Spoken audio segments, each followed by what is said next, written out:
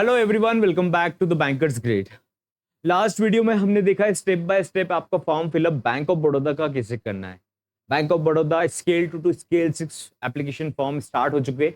28 दिसंबर से स्टार्ट हुआ है application and 17 January is the last date. अगर आप एलिजिबिलिटी नॉर्म को मैट करते हो तो please fill up the form so that कि आप अपकमिंग अपॉर्चुनिटीज के लिए प्रिपेयर हो पाए। बैच में एनरोल नहीं कर रखा, कंप्लीट प्रिपरेशन करना चाहते हो तो बैच में एनरोल करने के लिए आप लोगों को व्हाट्सएप करना है। Further details are there on the screen. Team will help you out with the manual payment process as a launching offer complete batch till interview, जिसमें प्रोफेशनल नॉलेज, अभी हम जो एग्जाम पैटर्न देखेंगे सब कुछ कवर्ड है till interview and it is available at 2499 only. Complete package है, test भी अवेलेबल रहेंगे, everything is included in the batch. जब भी इस वीडियो को देख रहे हो, जिस टाइम पर भी देख रहे हो, आप व्हाट्सएप करके एनरोल कर सकते हो and team will help you out further for the enrolment process. Alright, जिस टाइम पर भी आप देख रहे हो एनरोल कर सकते हो। Price is 2499 only. Now let's discuss about the examination pattern guys. लगता है ना एग्जाम पैटर्न क्या है, पहले ये समझ लेते हैं। प्रोफेशनल नॉलेज का जो सिलेबस है डिटेल्ड, एमएसएमई के लिए डिफरेंट है, क्रेडिट एनालिस्ट के लिए डिफरेंट है, रिटेल लाइबिलिटीज के लिए डिफरेंट है, सभी के लिए डिफरेंट है। हम one by one next session में डिस्कस करेंगे। बट ओवरऑल आप लोगों का एग्जाम पैटर्न क्या है, understand it first. Negative marking है नहीं है, आप लोगों को कौन सा सेक्शन क्वालिफाइंग है, कैसे क्या देखना है, सिलेक्शन प्रोसेस क्या है। तो सबसे पहले आप लोगों का यहाँ पर रिटन एक एग्जाम ऑनलाइन कंडक्ट होगा। रिटन एग्जाम में दो मॉड्यूल है। पहला मॉड्यूल यहाँ पर क्वांट, रीजनिंग एंड इंग्लिश को कवर करेगा। क्वांट, रीजनिंग, इंग्लिश तीनों मिलाकर 75 मार्क्स का 25 मिनट्स मिलेगा एंड 25 क्वेश्चंस रहेंगे। यहाँ पर आप लोगों को टोटल टाइम 75 मिनट्स मिलेगा, यानी कि अगर हम बात करें आप सेक्शन में स्विच कर पाएंगे। इंग्लिश सेक्शन पे हो तो आप रीजनिंग पर जा सकते हो, रीजनिंग से आप क्वांट पर जा सकते हो। तो इस तरीके से आप इसको एग्जाम को कंडक्ट करेंगे, आई मीन एग्जाम को अटेम्प्ट करेंगे, है ना, अटेंड करेंगे। Now let's talk about the professional knowledge. Professional knowledge जो आपका रहेगा वो 75 क्वेश्चंस रहेंगे। एक क्वेश्चन 2 नंबर का है, यहाँ पर टोटल 150 मार्क्स का रहेगा।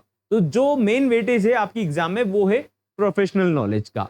अब नेगेटिव मार्किंग की अगर हम बात करें तो प्रोफेशनल नॉलेज वाले सेक्शन में आप लोगों को नेगेटिव मार्किंग है, इट इज 0.25। ठीक है, 0.25 एवरी सिंगल मार्क का। ठीक है, तो 1/4 नेगेटिव मार्किंग है। 2 नंबर का एक क्वेश्चन है तो आपका नेगेटिव मार्किंग हो जाएगा 0.50 एक तरीके से अगर हम बात करें तो।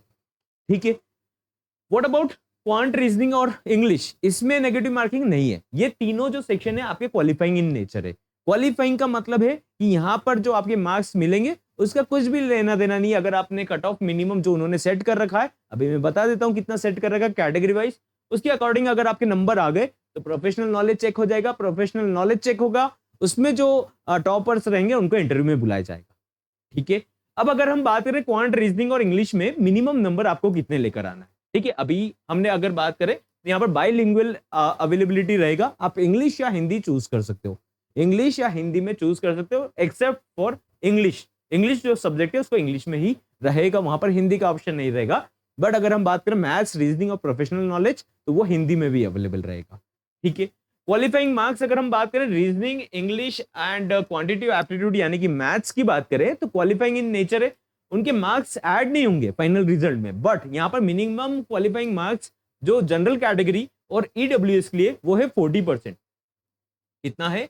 40%। अब 75 का 40% निकाल लीजिए।